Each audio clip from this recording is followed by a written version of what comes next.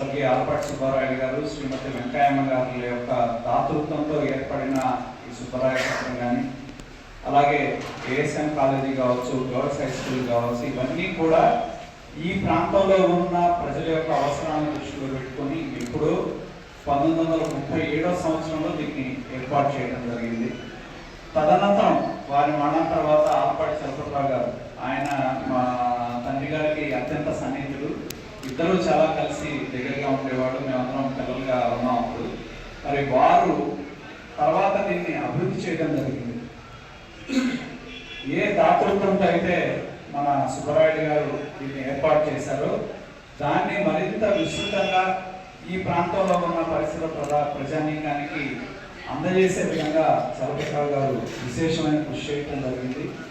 దానిలోనే కాకుండా వారు మనం తర్వాత పిల్లలే మర్చిపోతూ ఉంటారు. కానీ ఈ కూటమి ప్రభుత్వం వచ్చిన తర్వాత 1937వ సంవత్సరంలో దీన్ని ఏర్పాటు చేశారు కాబట్టి డిసెంబర్ 26వ తారీఖున ఈ రోజు నుంచి ప్రతి సంవత్సరం కూడా వారి పేర్లు చిరస్మరణీయంగా ఉండే విధంగా ప్రతి సంవత్సరం ఆ కార్యక్రమాలను నిర్వర్తించడానికి ప్రత్యేకమైన అనుమతి ఇవ్వడం జరిగింది.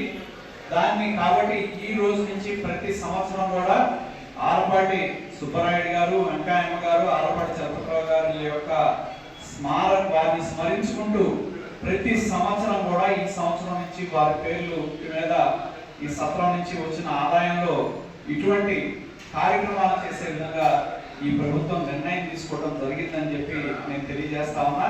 కాబట్టి గత అంశాన్ని చాలా తేడా తెలియజేయడానికి దాదాపు జరిగిన వ్యక్తుల యొక్క గొప్పతనాన్ని చిరస్మరణీయంగా ఉండే విధంగా ఈ కార్యక్రమాన్ని నిర్వర్తించడం చాలా సంతోషం.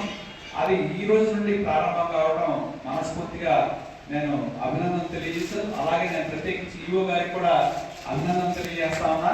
ఈఓ గారికి వచ్చి గట్టిగా కనపడతారు, ఎండోమెంట్స్ లో గట్టిగానే ఉండాలి, కానీ పని అంటే పని విధంగా చేసే మనస్తత్వం కలిగిన వ్యక్తి. నేను చాలా మందిని చూస్తూ ఉంటాను, కానీ మొదట్లో నేను కూడా కొద్దిగా గిట్టమ్మాయి అనుకున్నాను, గిట్టమ్మాయి ఉండాలి.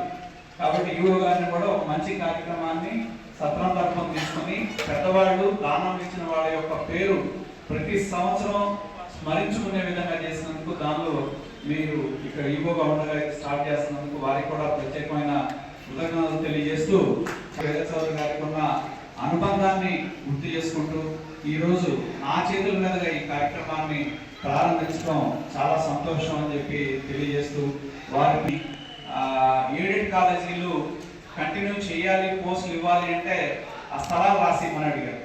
ఆ స్థలాలు రాసి ఇవ్వమంటే విలువ కలిగిన స్థలాలు ప్రభుత్వానికి రాసిచ్చే పరిస్థితి కాదు. కాబట్టి పోస్టులన్నీ కూడా మళ్ళీ వెనక ప్రభుత్వం తీసుకోవడం వలన ఇదివరకు గర్ల్స్ జూనియర్ కాలేజ్ అది ఒకటే ఉండేది, ఏఎస్ఎం గర్ల్స్ కాలేజ్. గత ప్రభుత్వం యొక్క విధానం వల్ల అది మూతపడిపోయింది. కాబట్టి ఈ ప్రభుత్వంలో ఏదైనా 10 మందికి మంచి జరిగే విధంగా, 10 మందికి మేలు జరిగే విధంగానే ఈ ప్రభుత్వం యొక్క పాలన ఉంటుంది అని చెప్పి తెలియజేస్తూ, అలాగే ఇంకా ఈ వారి పేరు local to global news at your fingertips. మీ చేతిలో ఒక ఆయుధం. Download raw TV app. Media legend Ravi Prakash is back.